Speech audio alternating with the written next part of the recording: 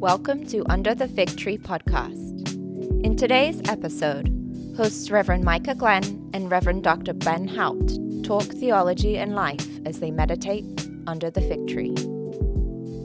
What's up? Welcome back to another episode of Under the Fig Tree podcast. I'm your host, Reverend Micah Glenn, the Director of Recruitment here at Concordia Seminary in St. Louis. And today joined not by our highly esteemed Reverend Dr. Benjamin Haupt. I only say that because he's not here. He hates when I say it like that. But our highly beloved recruitment coordinator, not Reverend, No. Mrs. Kati Gaschler. And I understand that might not be your middle name and it might not It's begin actually with D. very much not my middle name. Well, Ben and I have a thing going that we Yeah. started, and I didn't have time to, I didn't take the time to at least ask what your middle initial was. Is it D? Well, anyway. All right. So Kati has been on an episode before, which you got to opportunity to meet her. And if you haven't watched that episode, go back and listen and hear about her story a little bit. But she's been on staff with us September? August, yeah. Okay. Mm-hmm. So for a few months now. And Yep. so I think in the last episode or in a couple episodes, we've been hinting at that Ben is going on sabbatical in the spring and will be absent for 6 months, something Yes. like that. And so it's very likely that you'll see lots of Kati in the spring as the next co-host, the temp co-host, the spring co-host. We'll figure it out. 2.0. Yeah, exactly. We'll figure it out exactly what type of co-host she'll be. If she's great and you guys love her, maybe she'll be the permanent co-host, and we'll kick Ben off. Like and subscribe. But we were, as often for the podcast, we're joined by a second-year seminarian, Jacob Manning. How are you doing today, bro? Doing good today, yeah. Yeah, so just life. It's December. You enjoying St. Louis? It's not, well, our winters go back and forth, but Yeah, well, I'm from California, so anything below 60 degrees is Yeah. pretty cold. And so I'm a wuss right now. I'm like, it's freezing. Like, I'm getting like dry skin on my hands. I'm like, this is not what I'm used to at all. yeah. No, you're not a wuss. Cold weather is for the birds, bro. I'm not a fan either. Yeah, I can't do it. It's tough. Everyone else is in their shorts and their short sleeve shirts. People from Wisconsin are like, this is nothing. I'm like, They are next level. That is so weird. Yeah. can't do it. Yeah. Well, you're in your second year, so you've at least, well, actually, your first year last year, we had a couple of brutal days of winter, right? That was last year? I wasn't here. Don't look at me. Like, wasn't there I like wasn't here over a winter, bomb so- cyclone last year or something like that, where like the temperature like dropped like, well, yeah, because we had Scruffy and we haven't had Scruffy long enough. And I remember I took him I was trying to take him for a walk. And like the recommendation was like if your skin was exposed for more than 15 minutes, you're running the risk of frostbite. It was like that kind of brutally cold. Wow. And I took Scruffy out and like he's walking, and then like, I don't know, like 2 minutes into like getting to the field, he like stopped and he looked at me and he just turned around and ran home. I was like, I can't even be mad at you. But like when your weather's like that and you have a puppy, it's like, well, where's he going to It's go rough. to the bathroom? Yeah. I know that life. Fun Yeah. times. Yeah. In the basement. I have a hot take about the weather. If it's like below freezing, I don't think God wants us to be there. I don't know. This seems listen. too cold. Yeah. I think there's some theology behind that. It's just off the basis that Adam and Eve were naked. Yeah, it's in some book somewhere, I think. I don't know. Like, I imagine it's probably like, if you think about living comfortably naked outside, it's probably like 90 degrees. Oh, sounds like California. Sounds like heaven. Oh, Sure. Yeah. So I haven't lived here long. Do we get below freezing often in St. Louis? Like January, February. Okay. Not below freezing for like the whole months. So it won't be like, well, I mean, Fort Wayne can be like that. Oh. The worst Usually a winters. couple days. So January and February, though, it is often below 30 degrees. Yeah. But not like negative 20. Sure. But very cold. It can be. And then it starts to warm up in March, and then it snows once in April. And then May, it's 95 degrees. It's perfect. Beautiful. Great. And then it's Love it. 95 degrees, as you well know, or above, until December 1st. Yep. And it snows in August. No, it doesn't snow in August here, but yeah, the weather. Growing up here, like it's just one of those things. Like you understand, it's not predictable year to year. It's very different, and the unpredictability of it makes it beautiful. Well, now Layers. that we've scared everybody off from coming here. The other choices, it's way colder. Fort Wayne is way colder. It- That's why I'm here. So I'm from Fort Wayne, Yeah. Oh. and I know Yeah. those are brutal winters. And it 'Cause it's only- windy too. I love Fort Wayne. I have a lot of Fort Wayne pride, but you got to be ready.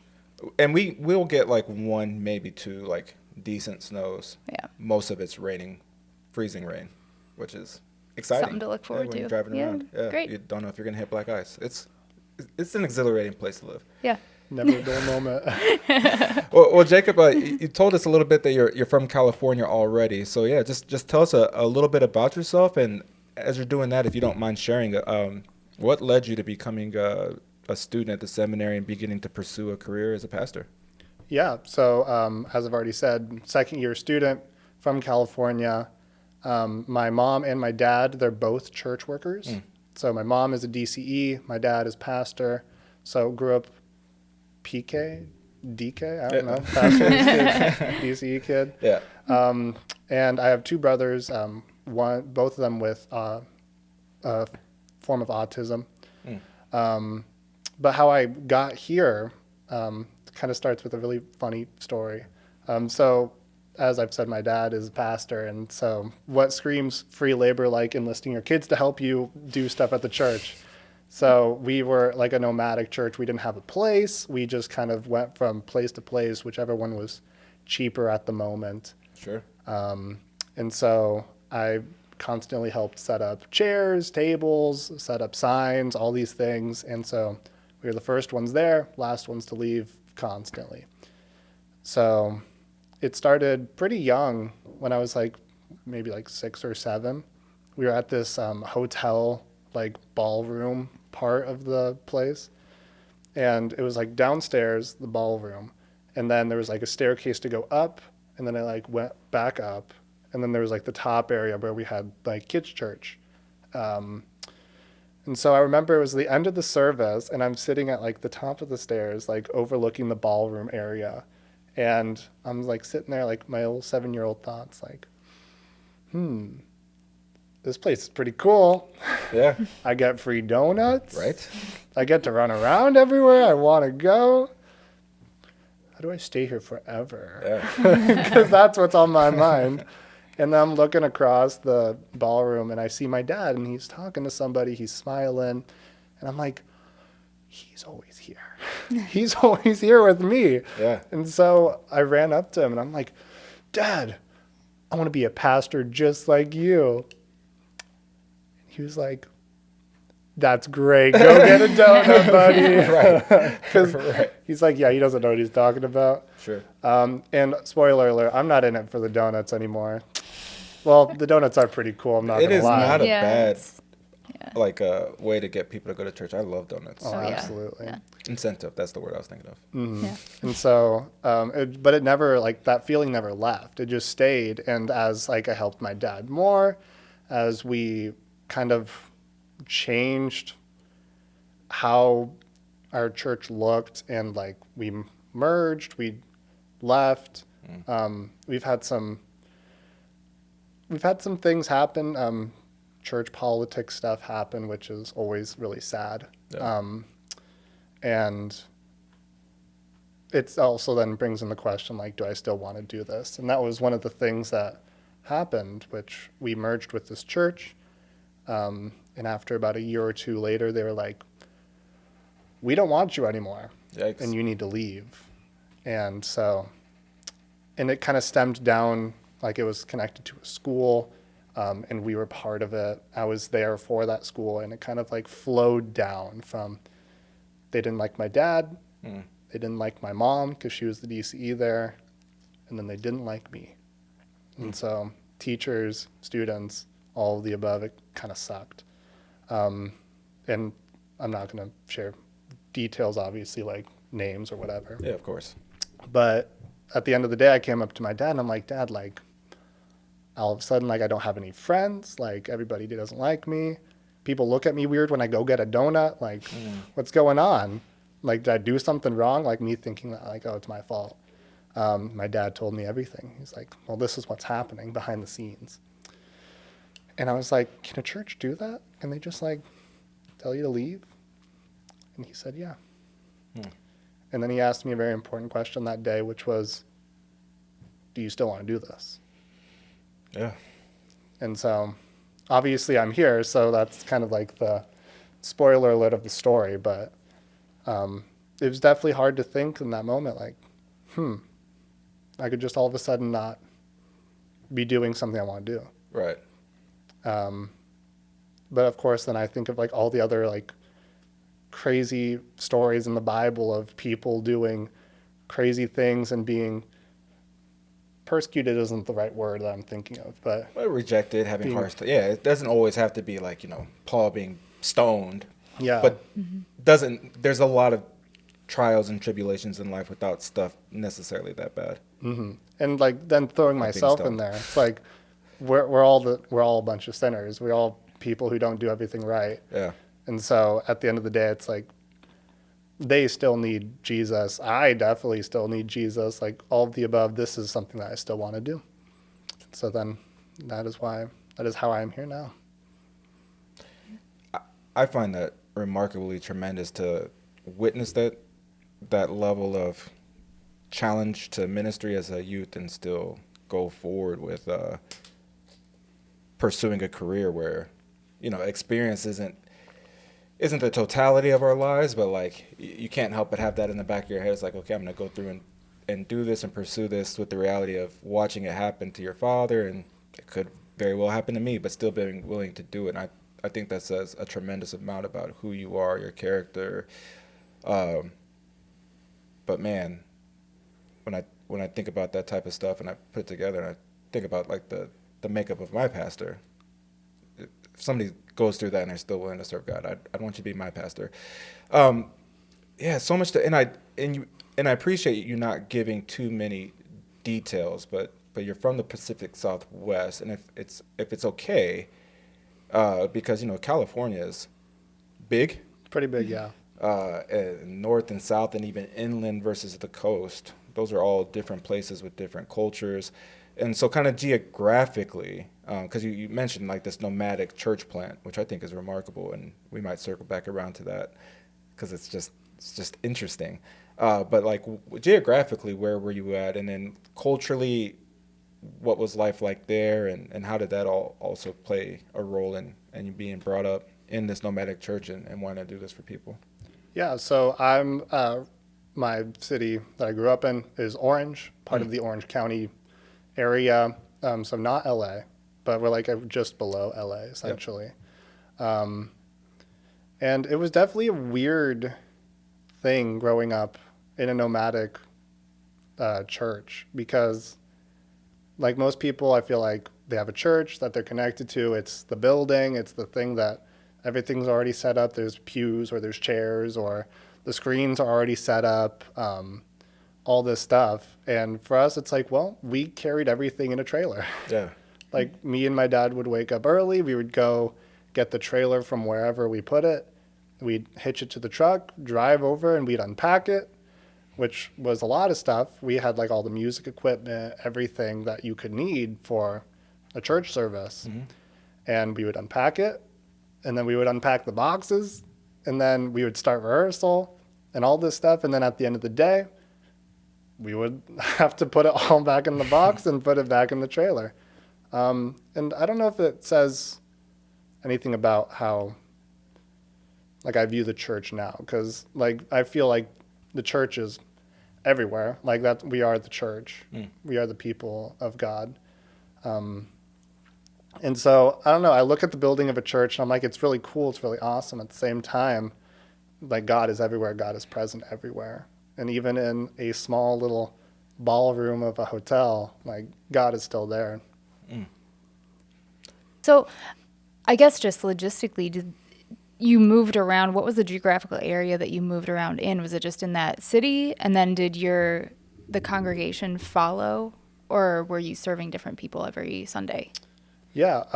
So we kind of stayed in the same general area. So like 20 to 30 minute drive from like every spot. So usually stayed it stayed in the Orange County area. And it would be like a conversation like with the congregation. It's like our favorite thing in the world, board meetings or voters meetings with the church. And it would be like, oh, this place is raising our rent. Should we stay? Should we look for more places? We saw this one school that was leasing their multi-purpose room. And it's cheaper than where we are now. Do we want to go there? Do we want to stay here? And we stayed. I don't know what like is small, medium, large is anymore because everyone has different definitions. Right. We were like around 100 people at a usual time. Yeah.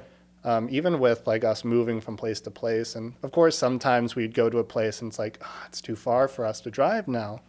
But overall, everyone was fairly like committed to this, which I don't know. It's just really cool to think about now.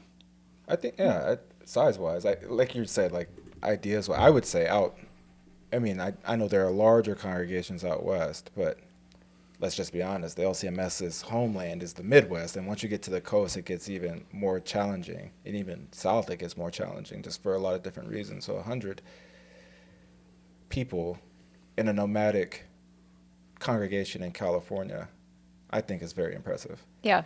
Well, I would define that as large. For the context, 100%. Yeah. And so I have a vacancy position right now with a congregation just north of here, and they chartered, a little over a year ago. My vacancy has gone longer than I anticipated, but it's been incredible to be a pastor for them. But those were questions we even had to have, and it's interesting going through that because I grew up in a large congregation in St. Louis. I feel like when I was growing up, it's between 1,000 and 1,500 people on a weekend. Not that way now, just because of congregations those sizes are very rare. Still a few hundred, but the point is that like it was an established place, right? Mm-hmm. And then my vicarage congregation, established place, and we've been in those places. And then to step into a plant that was chartering.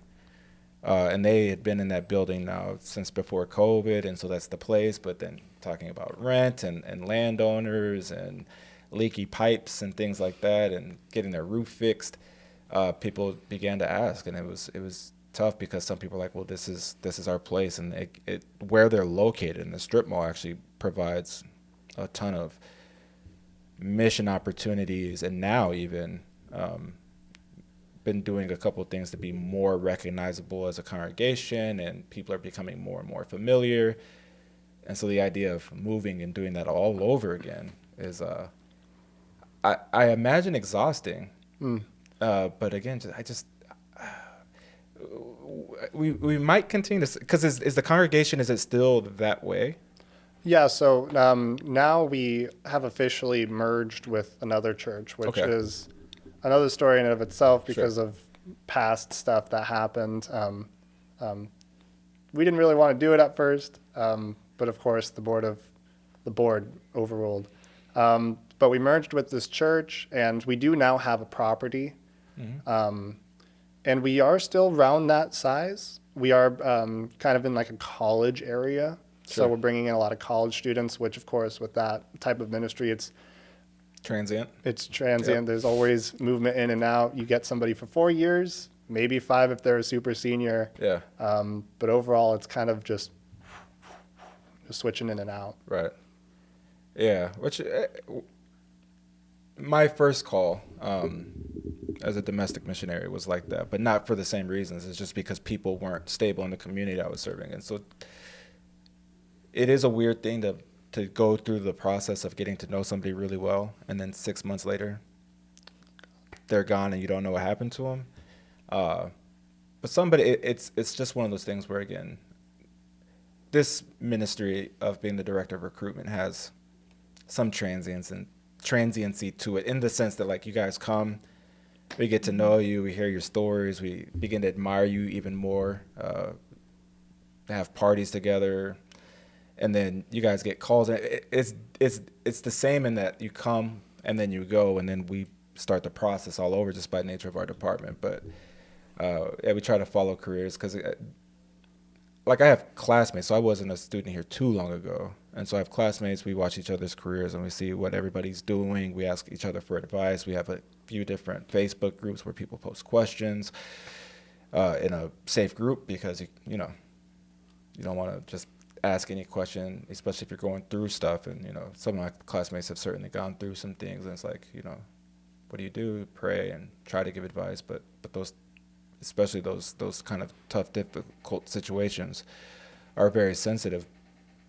But it's also great because, again, like we've now had a couple fourth-year seminarians on, and the guys that are in their fourth year now are the guys that started right around the time that, like, in the fall that I started when I came back to this position. And so to see them grow, come back from vicarage, and it's just exciting. I'm just excited for, it's such a privilege to be able to witness guys come into the seminary, go through the formation process, and enter a first call.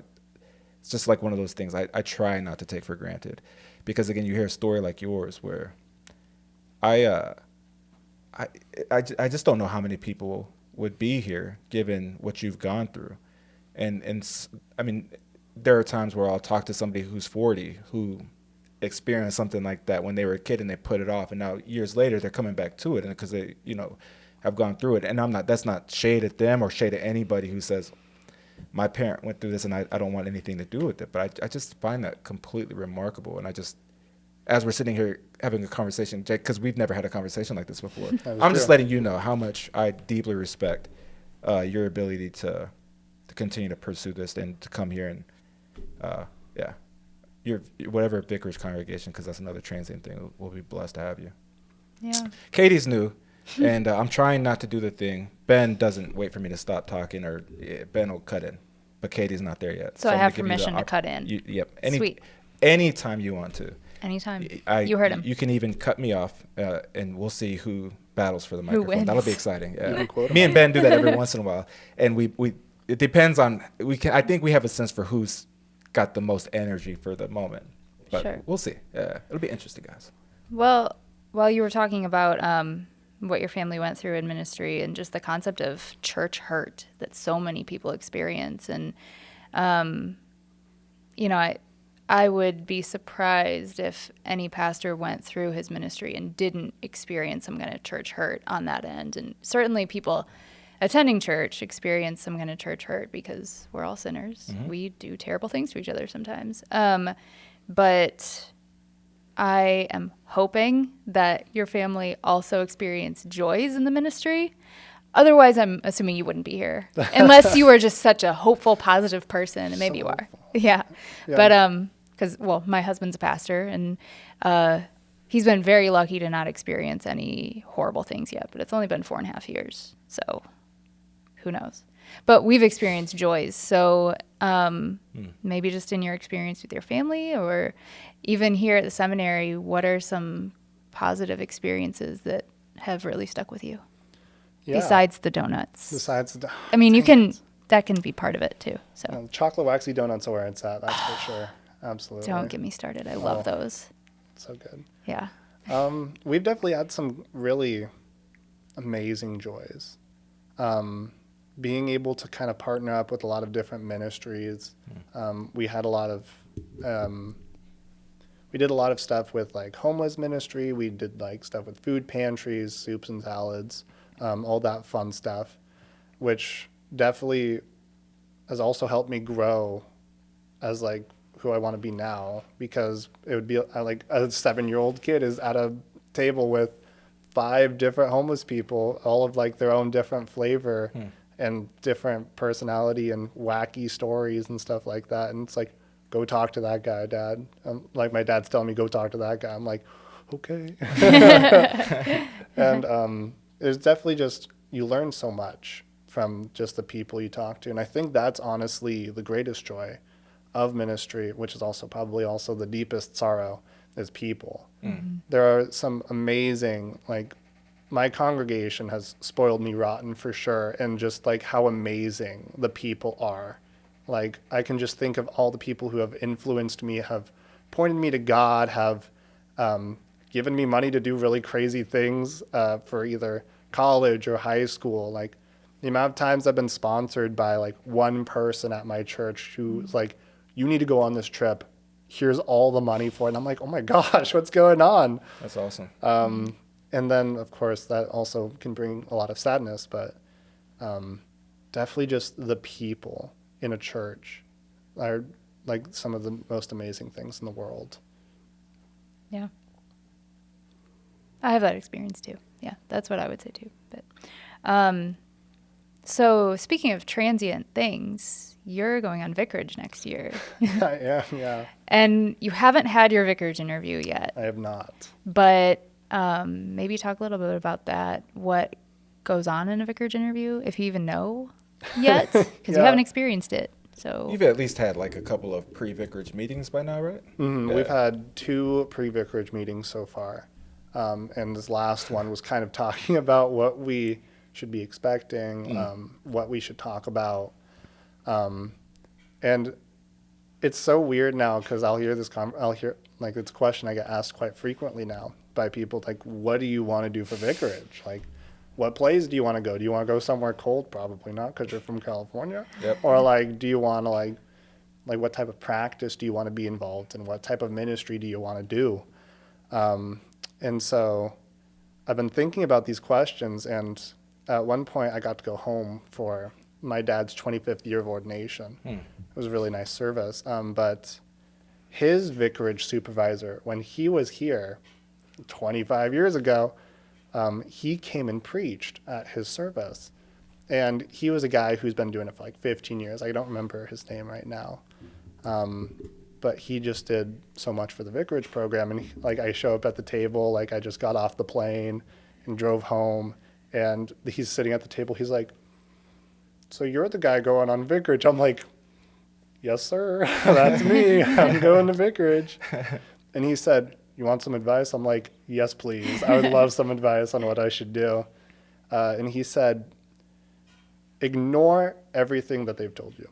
I'm like, great start. But he's like, no, but specifically, ignore the question of place. Sure. Ignore the question of practice. All those things, you could do anything for a year. The thing that is the most important thing that you should focus on, and that's, I don't know how I'm going to word this to Dr. Fritchie, but he said, what type of leader do you need to form you into the pastor that you want to be? Do you need somebody who's going to push you to do stuff, or are you already pretty proactive and you kind of want somebody who's hands off? Do you want somebody who's going to give you lots of criticism, be completely open with you, or like a little bit of criticism and like sugarcoat a little bit because your feelings might get hurt and you'll kind of crumple up into a ball? I'm somewhere in the middle on that one. Sure. But these are the things, he's like, these are the things you should think about, because anything can be done for a year. But what the most important thing is for this moment is your formation. And you're going to learn a lot of good things and you're going to learn a lot of bad things, but all of it you can learn from. Can I add a little bit of advice? I think that's great, and I'm not saying anything negative against it. I think it is great, and it's one of these things where sometimes like building on what you're good at for some people is the way you want to go. My vicarage, at first we considered place, and in specific was geography, where for different reasons there were a couple regions in the country we weren't necessarily excited or desiring to go to. Familiarity was one, but anyway, I did a year at Westfield House, so I had to do the whole vicarage application and everything all over again. And we got to geography. Dorothy, my wife, who's a deaconess, who's also a PK, a DK, her mom's a deaconess. We're gonna start throwing these in PKs and DKs. I love that. There we go. Well, we're going through the application, and you like rank, is there any geographical location you don't want to go to? And the second time we went through it, we're like, all right, if God is calling us to a place, who are we to say we're not going to go to a specific location unless it's in Indiana? I'm just messing around. But Shots fired already. So we said we didn't say no to a geographic location, and we ended up in one in Alabama. Not that Alabama, but the South we weren't really necessarily interested in going south. So I ended up in northern Alabama. And we're talking about a leadership style and who do you need? I have a very strong personality. My dad was a drill instructor, and he was a drill instructor for most of my childhood. So if you're not willing to meet me on drill instructor energy, it's very likely that my personality-wise, I'll just steamroll you out of the way. Not like because I want you to get out of the way, just because I have a very strong personality. And my vicarage supervisor was going on 80. He had been in that congregation for nearly 50 years, and he didn't get there that long that way. And there were some times where we bumped heads, and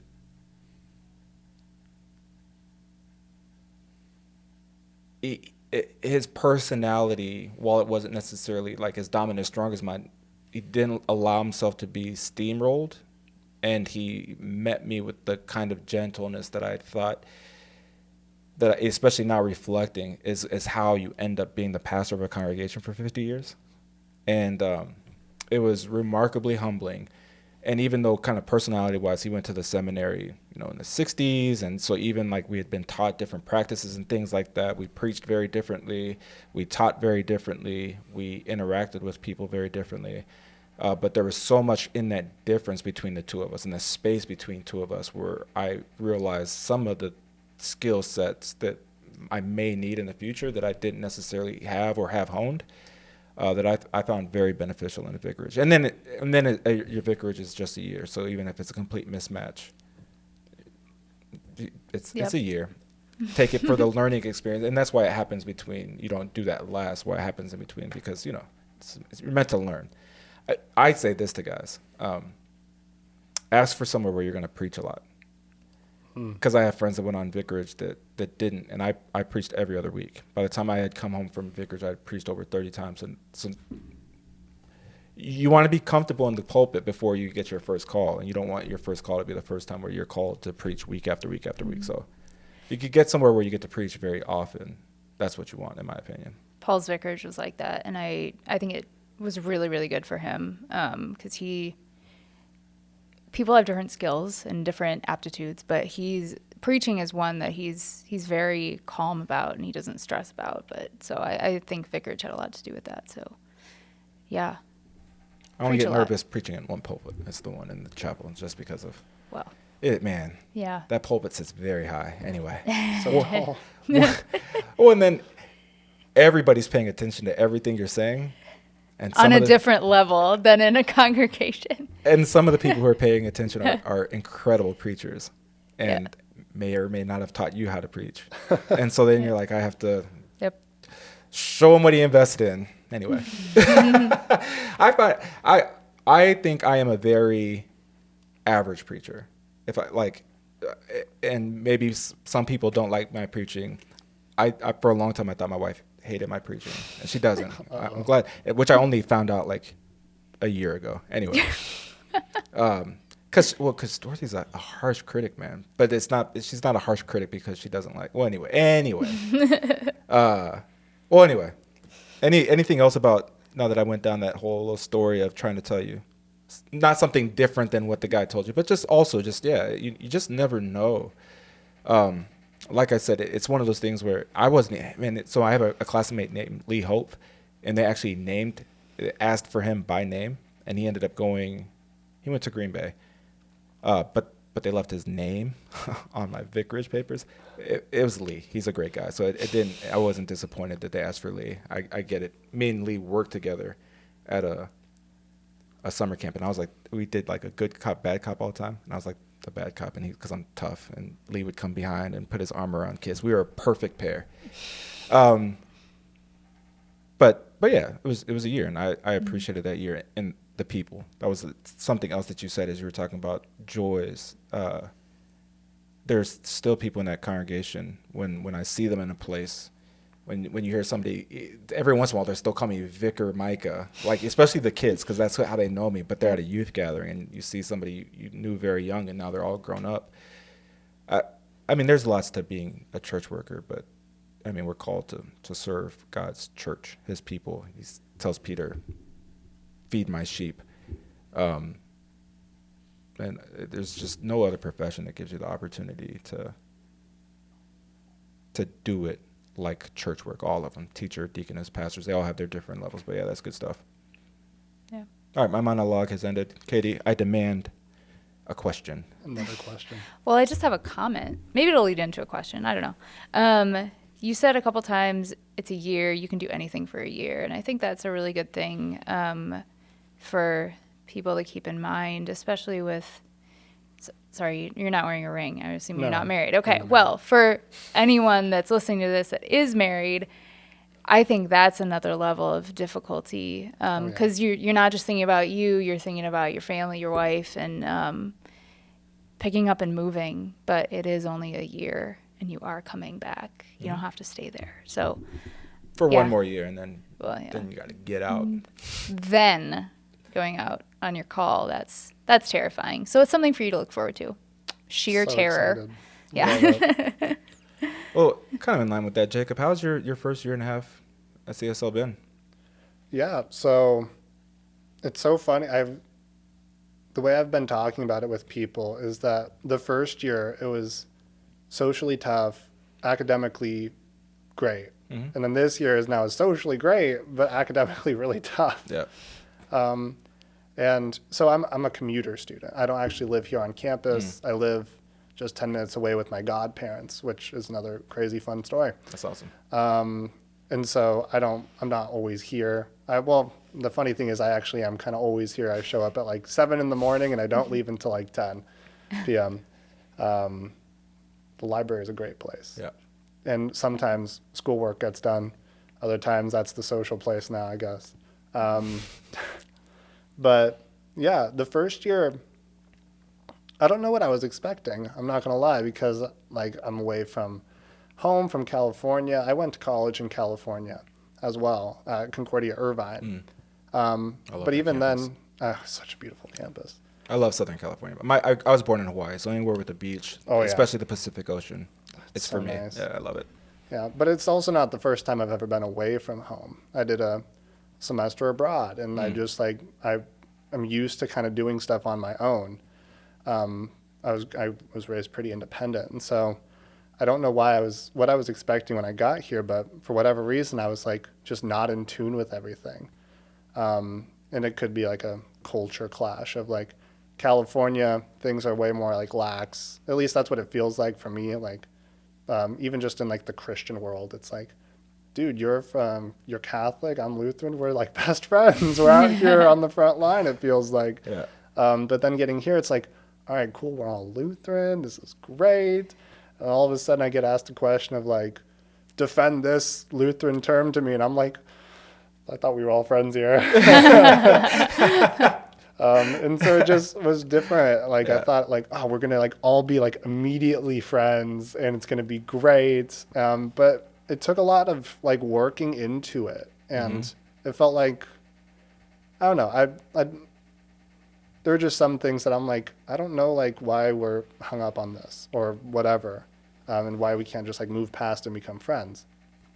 But then this year, like I've realized that all of that like working and like planting seeds of like, hey, I'm here for you on this, or like I'm known to like always be on campus at this spot and I do this like constantly. Yeah. And it's just kind of developed into like these other friendships of like, oh, I didn't think I would actually be friends with you. I thought you didn't like me because of X, Y, or Z. Sure.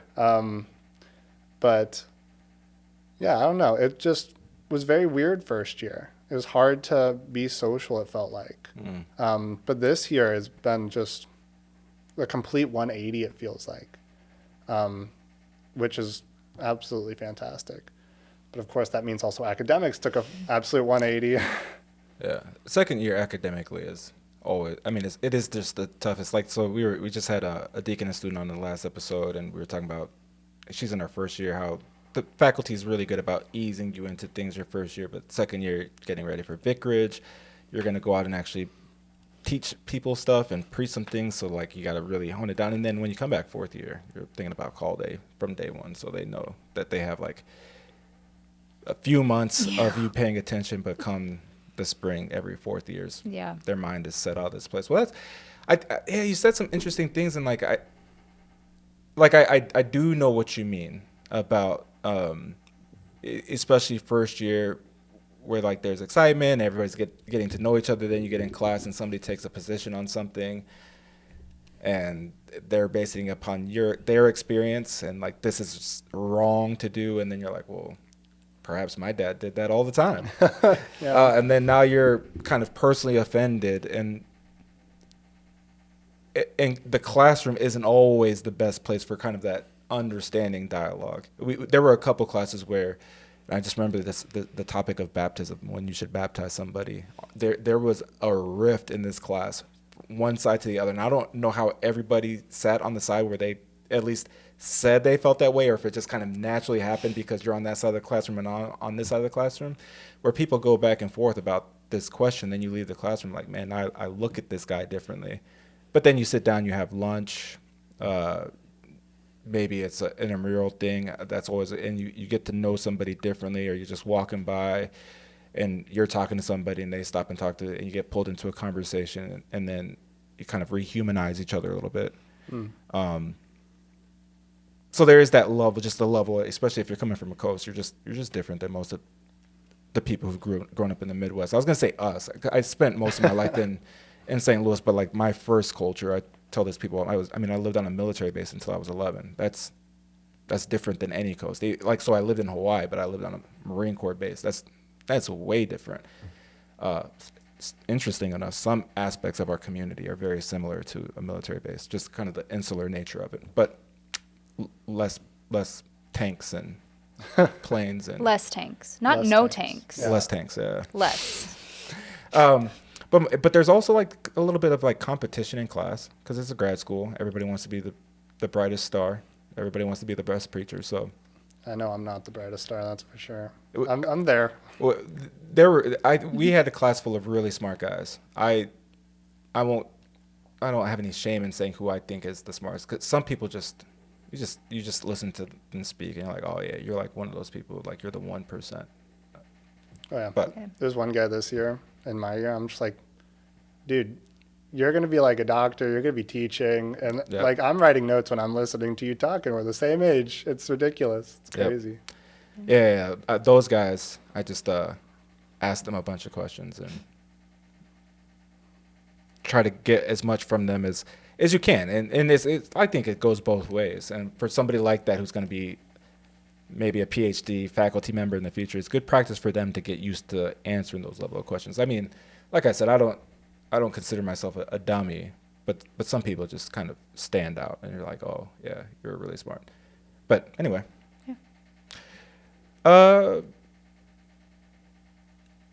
Katie, any more questions? Katie's taking notes. I know that's a new thing if you're watching on YouTube, and if you're listening, Katie asked me beforehand because, like I said, I've asked Katie to consider being the spring host. We'll get there eventually. She's like, can I take notes today? I sprung it on her today because Ben got sick, and so Here I am. Yeah, she's like, can I bring a notepad? But you didn't actually write that much on there. I'm a little disappointed you asked. I didn't. But just knowing how my mind works, if I didn't bring something to write down, I would forget my questions because I don't want to interrupt. But you can. I can, Interrupt. but I won't because that's rude. But not on a podcast. It's entertainment on a podcast. That's true. It's good content. Yeah. At least.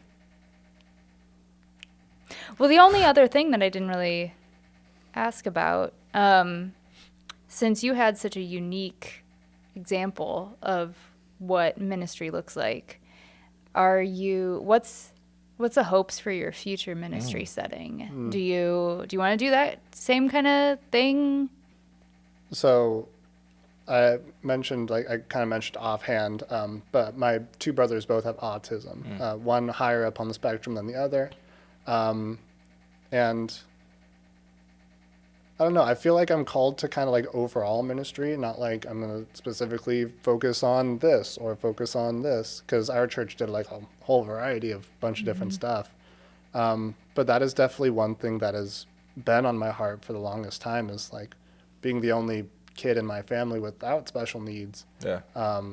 And kind of experiencing through other people, and like I went to like school with my brothers and stuff, and I would hear offhanded comments about like, who's this guy singing in the bathroom? It's like, it's my brother. That's who it is.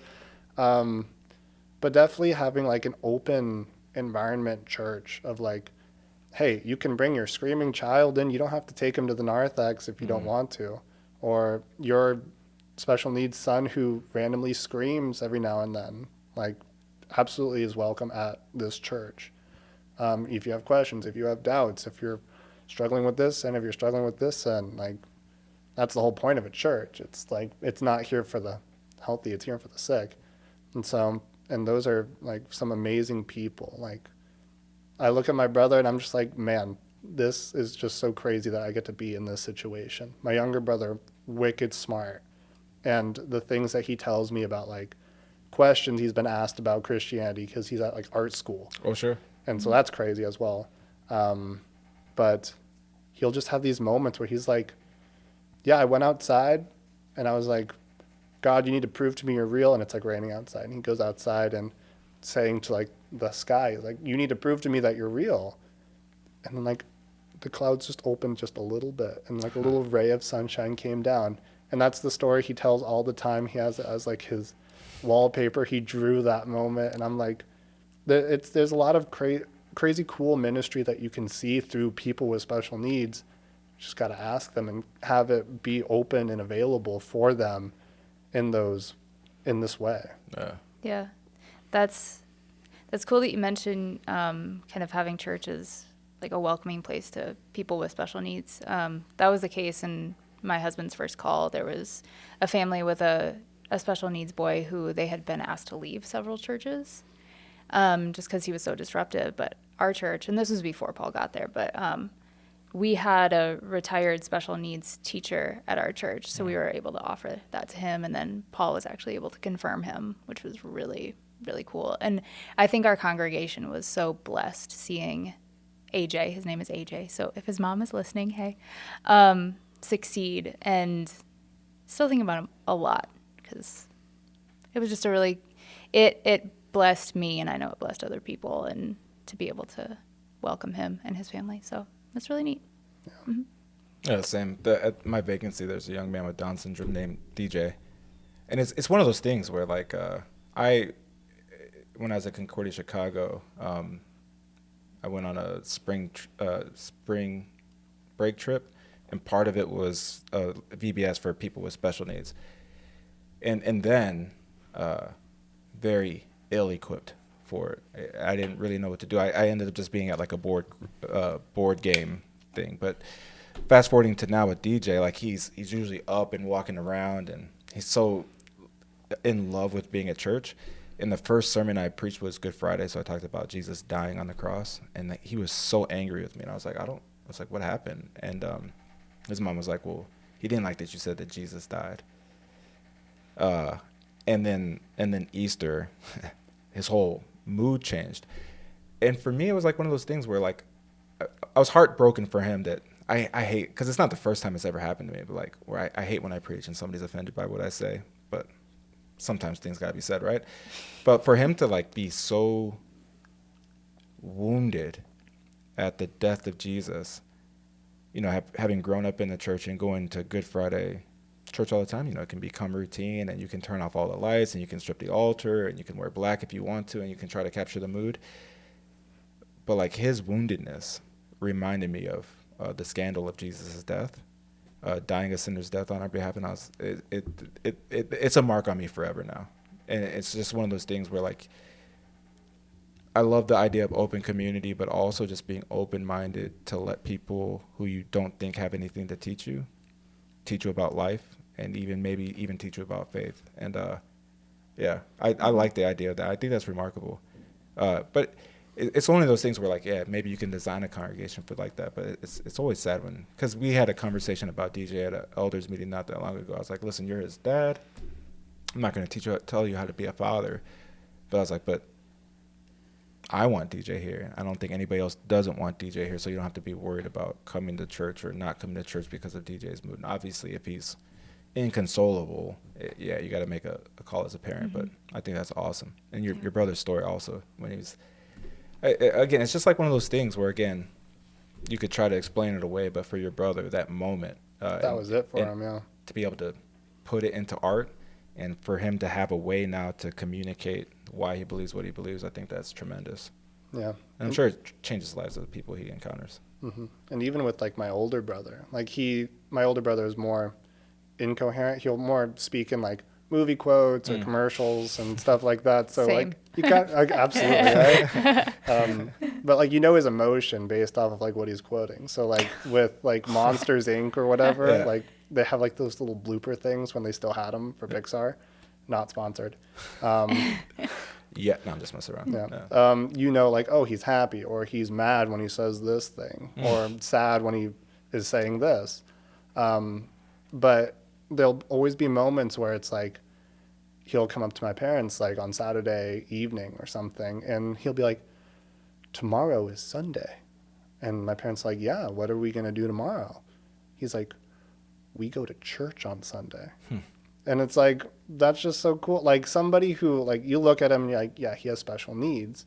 And you hear him talk and you're like, yeah, he definitely has special needs. But then you hear something like that and you're like, this makes sense to him in some way. Yeah. And like, he watched VeggieTales, all those things. And so like, you'll tell him something like, what did Jesus do for you? He's like, Jesus died. And then he rose again. And it's like, isn't that awesome? He's like, yes, that is awesome. And you're just like, oh, the simple things that are like so like amazing to them. And it's like the things that should even be amazing to us today as well. Like, yeah, Jesus died on the cross for our sins. That's kind of crazy. But we kind of like can say it so offhandedly, like, oh, yeah, Jesus Christ died on the cross for your sins. But they just capture the wonder. I don't know what it is. Yeah. Ben's not here. He's usually the time watcher. Yeah. I did have another question, Dale. Where are we at on time?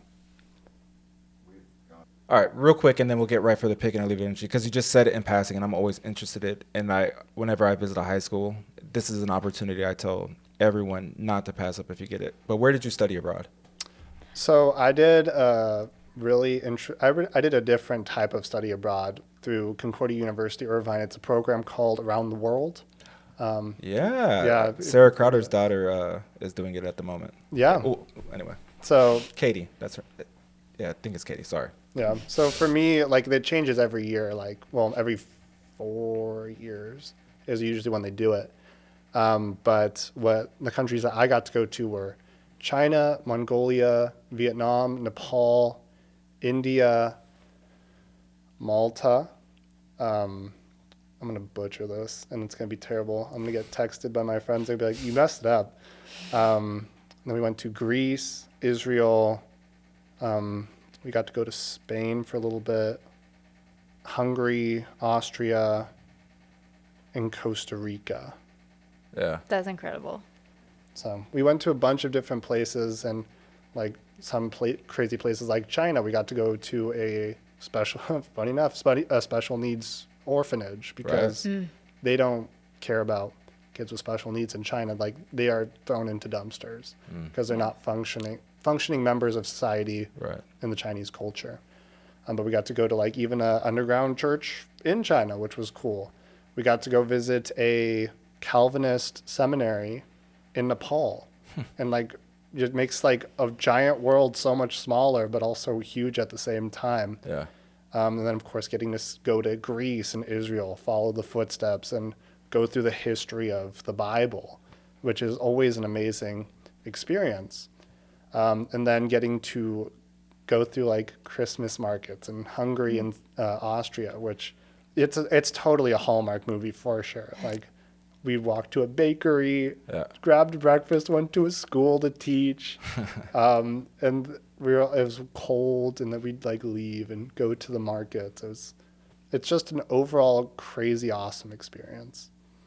Yeah, so Sarah Crowder, a friend of mine, and also a CSO grad student, she teaches at Faith in Las Vegas. Her daughter is at CUI, and she's, well, I guess now, she went in the fall, so she's probably wrapping it up soon. Is that how Yeah, I think they just went to Poland. They were in Okay. like the Germany area, like going to see a lot of Wittenberg and stuff like that. Yeah, because I think Sarah flew over for Thanksgiving with their family to hang out with Katie, which I just, and just seeing like her journey via Instagram. Exactly. So I did Westfield House when I was a student here. Dorothy, my wife, is from England. She did Westfield House when we were at Concordia, Chicago, and I went to visit. And I remember going there. I was like, man, if I ever got the opportunity, I would do it. So I did as a student. So it made seminary a year longer, but I have zero regrets about that. You get to see stuff that you don't know exist in the world, and you get to see where people live. And so, like, we have our opinions about what people are like overseas via movies and in the media, and there's nothing like going and immersing yourself in it. And so anytime people are like, what should I do in college? Study what you want to study. Study. If you're going to come to seminary, study something you enjoy for 4 years and get your degree, because then you got to come here for another 4 years. So don't burn yourself out in your undergraduate school, but also study abroad. Because most times, it depends on what it is. It doesn't cost more to do it. If you think it costs more because you got to go and live somewhere, but like if you have tuition exchanges and things like that, it doesn't cost you any more than it would to stay in Irvine for 4 months, and you have that experience, which is awesome. Well, thank you for sharing that. Yeah, like I said, I hope, and if you're a listener, you're in high school or you're currently in college or you're going back to school, yeah, go study abroad. It's good for you. All right, so we'll now move forward with our last little segment called Right for the Picking or Leave It on the Tree. We're just going to ask you a bunch of subjective things, and this is, since it's subjective, it's clearly the most important. You're going to be judged on this. This will determine whether or not you become a pastor. Yeah. Start some controversies. We will pass this on for your vicarage interview. Do you have a list? I have a list. Oh my gosh. Katie's prepared. All right, I like it. So you start, because then All you right. can't see mine, though. I doubt that ours are the same. All right, right for the picking or leave it on the tree. Oh, so the way it goes, we'll say it, and then if you like it, it's right for the picking. If you don't like it, leave it on the tree. Multicolored clicky pens. Ooh. Like the big ones with the multicolors in them? Okay, well, I'll let him answer the question. That's all right. that's Okay. that's nuanced. So I would say totally right for the picking. Sure. Like, you get to choose whatever color you want. Like, it's great. Yeah. It's and you get even a black pen option as well if you want to be serious while you're with your giant chunky pen writing stuff down. It's the mullet of pens. Ooh. Party in the front. Sure. Or is it business in front, party in the back? Oh, anyway. Yeah. Absolutely. Right for the picking. Yeah. Yeah. It's very right for the picking for me. I've switched to an iPad for all note taking just because of I had like 4 different notepads, and the audience knows now I have ADHD, and that's a poor practice for me. I thought it was like organized, like put everything in this little thing, but once I lose a journal, I never have it when I need it. So I did it all on iPad, but all my note taking apps, I found the one I think now. Anyway, yeah, at the top I always have like 12 different color pens. And it different colors signal different things for me. But before that, with the clicky pen, same thing. I only do 4 colors though. I just need black, blue, red, and green. If it's controversial, it's red. Yeah. If it's normal, it's black. Blue is kind of in the middle, and green is like, this is good. Anyway, but you said, were you going more than 4 colors? Is that where you were going? Well, no, I was That's thinking, 'cause that's the- like, are you thinking you have all these pens and they're all a different color? Or it's just one, the big chunky one? I see what you're saying. So. I was thinking of just like the one, but the 4. But there are some with like a bunch of different colors. Yeah. No to that, because it's like a fat pencil. Who wants to hold on to that? But I'm also very particular on. I'm very particular about like the ink, the width of the pen. Yeah, I like me very too. fine, Mm-hmm. and so to get good multicolored click pens like that don't smear stuff. So I usually have Multiples. different color pens. Yeah, that's the way I roll. Anyway, cool. Okay. Let me see. Since I have my list here. Ripe for the picking or leave it on the tree. Thrifting. Absolutely ripe for the picking, for sure. Mm-hmm. Like, this is a thrifted shirt right here. Nice. Does it have parrots on it? It does have parents on it. Nice. Yeah. All right. Absolutely. Yeah. It's right for the picking for me. Clothes, furniture, not couches. We've done that and we're over it. Yeah. You don't really notice the smell until you get it into your house, and yeah, so not couches, but yeah, other stuff. Yeah. Throw out a nuance out there. Would you consider Facebook Marketplace thrifting? Then Yes. yeah, then it's right for Yes. me. Yeah. So here's and this is the only reason why I have no problem with thrift stores. Like, there's good ones, there's ones where you go into it and it's like, I need some penicillin because I touch too many items. But I'm definitely not afraid of secondhand stuff. I will be honest. I won't buy secondhand shoes because our audience knows how I am about sneakers, so I that heard makes you were a sense. sneakerhead. Everybody knows how I am about shoes if they're listening. It is what it is. But people get rid of really good stuff. We're guilty of it as well. And so Dorothy's the same place. Like, she just sold something on the Facebook Marketplace where it had a purpose. It lost its purpose, but it was still really nice. She sold it at a price point where, anyway, we didn't recuperate our money, but we got value out of it for a couple of years, so it's all good. But yeah, no, I think I go to the marketplace all the time. I'm trying to get into woodworking, and what I found is that the biggest barrier is that power tools are very expensive. Yes. But they speed up the process, so it either takes me a very long time, which is the current state I am, just to do what might take a professional woodworker an hour to do. It's taking me much longer to do that because I'm using hand files and rasp to get it to, but a table saw is like a good one. It's like $500. Hey, it's almost Christmas. Somebody did offer. Well, anyway, and I told the person, I was like, listen, I appreciate it, but don't spend $600 on me for Christmas. Buy it used. If you're going to spend $600 for me on Christmas, get my kids something. It's just, well, yeah, exactly. And I don't actually need it. I don't have a ton of time for it because of, life and school. But the kids they love coming down and playing with stuff. Table saws. Great. Not something I want my kids to play with. I thought you were going to say those were good things for them to play with. I was No. They only hand tools for my kids and things that can't immediately chop their fingers off in the blink of an eye. That's good. Yeah. Leave that on the tree. Yeah, exactly. All right. Right for the picking or leave it on the tree. Trivial pursuit. So this one's going to totally start a controversy. Okay. I am leaving that on the tree. I suck at trivia. I can't do it. Like, we have trivia every Wednesday at like Duffy's or something. Oh, sure. And I just can't do it. I don't know how people know so much. Random stuff as well. Yeah, I'm the comic relief at the table where I'm just like shouting out dumb answers. Yeah. And like being silly. Of course, then it becomes problematic when I accidentally do scream the right answer, and everyone's like, "Jacob, stop talking." And, That's a bummer. but I just can't do trivia. I'm gonna get hate for that one. That's all right. It's right for the picking. Yeah, I like the random things that. Yeah, right for the picking. Yeah, I like Trivial Pursuit as well. I probably have a little too much of random nonsense bouncing around my brain. Like, next time you go to trivia, if they ever ask you the state insect of Missouri, it is the honeybee. See, like, why do you know that? Is what I want to know. I learned it from a trivia a long time ago, and just never forgot. Because I remember, like, them asking the question. I was like, do we even have a state insect? Mosquito? And in fact, no, it's the honeybee. Mosquito. I thought, and that was even more random. Was the honeybee? I was like, why is? There's probably some reason. It's because Missouri is great. Why not? All the honey in the world comes from here. Don't fact check that. All right. Land of milk and honey? Confirmed? Wait. Yes. Exactly. All the cheese in the world comes from Missouri. No, now everybody from Wisconsin's triggered. That's fine. Absolutely, yeah. Okay, I have a controversial one. All right. I love it. Right for the picking or leave it on the tree.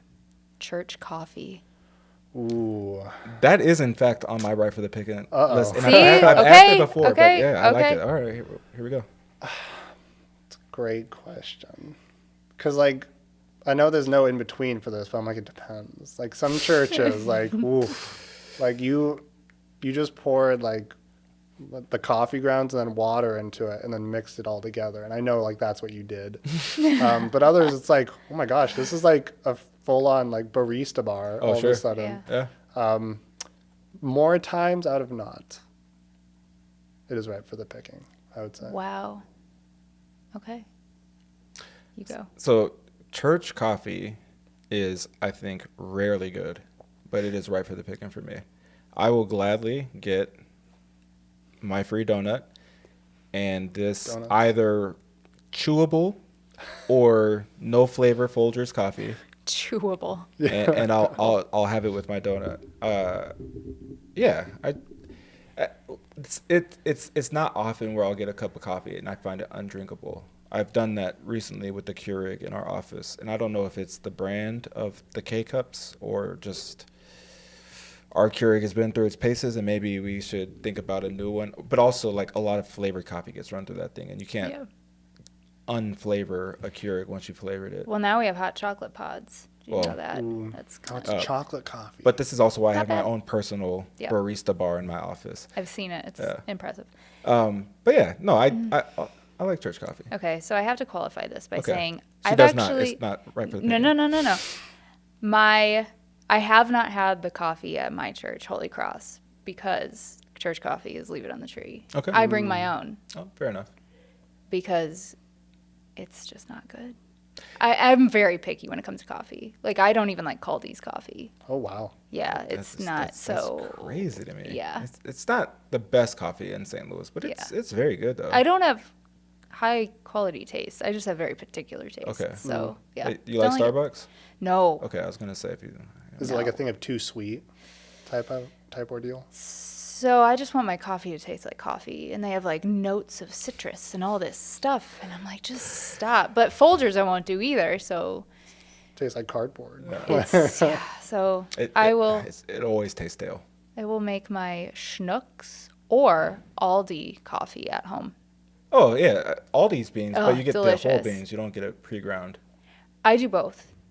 When The pre-ground is pretty good. Dorothy knows. Every once in a while she'll get like the pre-ground stuff.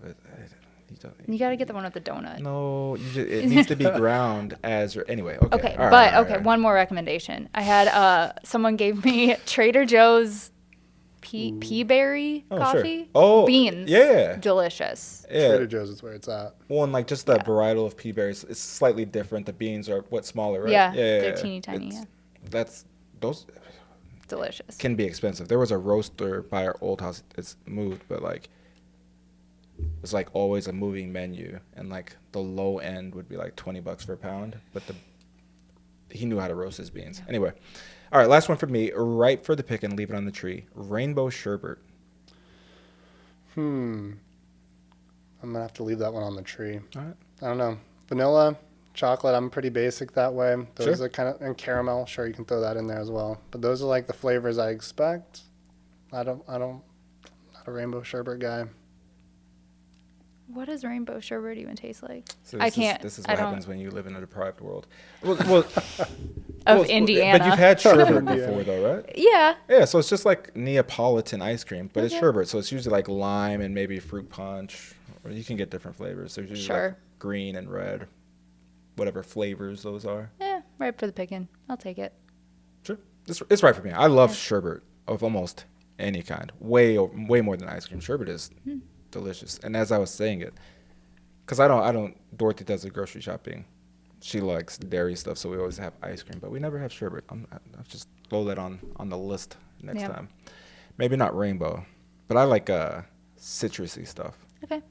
So like a lemon sherbet. Actually, lemon Italian ice. It's kind of like sherbet. Banging. Sure. Anyway. Okay. One more. Right? Yeah. Okay. We'll close it out. Ripe for the picking, leave it on the tree, peanut butter. Absolutely ripe for the picking. You could put that on anything. Well, not anything probably, but like apples and peanut butter, celery and peanut butter and jelly sandwich. Like it's Classic. Reese's peanut butter cups. Oh my gosh, love peanut butter. In general, it's right for the picking for me. Yeah. Like if you were like more specific, but I'd trigger people like anyway. I'm not like I think we had this on something along those lines. Maybe it was like chunky peanut butter or something like that. And Ben was I remember that now, yeah. The he chunky. has to have like the natural peanut butter where like the oil sits on top. Oh yeah. But that's Ben. It makes Yeah. sense. Yeah. It's a leave it on the tree for me. All peanut butter? Unless it's in like a peanut sauce, like on chicken. Oh, so like satay? Yeah. Which But there I actually think is kind of gross. Okay. But yeah, desserts and stuff, nope. All right. Yeah, leave it on the tree. Cool. Look at that. Yeah. Just like running through my mind. Anyway. All right. Jacob, we always like to close. If you had to give somebody, if they're considering church work as a profession, they're on the fence or anything like that, or they're not quite sure how to move forward, what would that one piece of advice you'd have for somebody thinking about it? It's a good question. I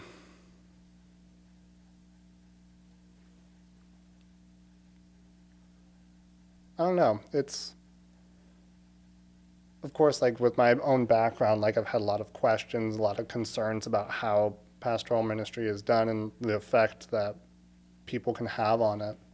But like I guess my main thing I would say is, in spite of your concerns, in spite of your worries, in spite of your questions, you should come. If you're thinking of doing this, but you have this question or you have this worry or you have this thing that happened to you a while back, don't let that stop you. You should still pursue it. You should see it. You should see what's going on here at the seminary. There are a lot of great things happening here and a lot of formation that's going to happen. And maybe your question will be answered. Maybe it won't, and you'll find out later out while you're actually doing pastoral ministry why this thing happened to you or why you have this concern or question. But just don't let worries, concerns, questions stop you from coming here to the seminary. I love that, and thank you so much. Yeah. So if you're listening and you have a concern, you have questions, you have worries, we might be able to answer them. Reach out to us. Fill out a request for information. A link is in the description on YouTube. There's a QR code here. I actually don't know if it's here. I don't know if it's going to take up the whole screen because last episode was the first episode we included the QR code. And they know it when we record it because we set it on, so they know it's not in real time. But wherever the QR code is, you can scan it with your phone, and that'll take you to the request for information. If you're listening on Spotify, you can go to csl.edu, go to the admissions page, and find the request for information there. Fill it out, reach out to us. We don't charge for conversations, and we might be able to ask your questions, or we might be able to point you in the direction. But also, we'd love to have you come on and see what the seminary is like, and we can bring you on and try to direct you in the direction of somebody on campus who might have an answer to your question. So fill out a RFI, come visit us, and don't let your worries, questions, or concerns be the thing that stops you. But as well, if you're in a congregation, you're sitting in the pew, you know you're not meant to be a church worker, teacher, pastor, deaconess, but you look at the pew next to you and you've always thought to yourself, man, that person would be a good church worker. Make sure you tell them, because you could be that person that encourages them to take the next steps to becoming maybe your pastor of the future. Thank you for tuning in. Jacob, thank you for joining us, and we'll see you all next time under the fig tree. Take care.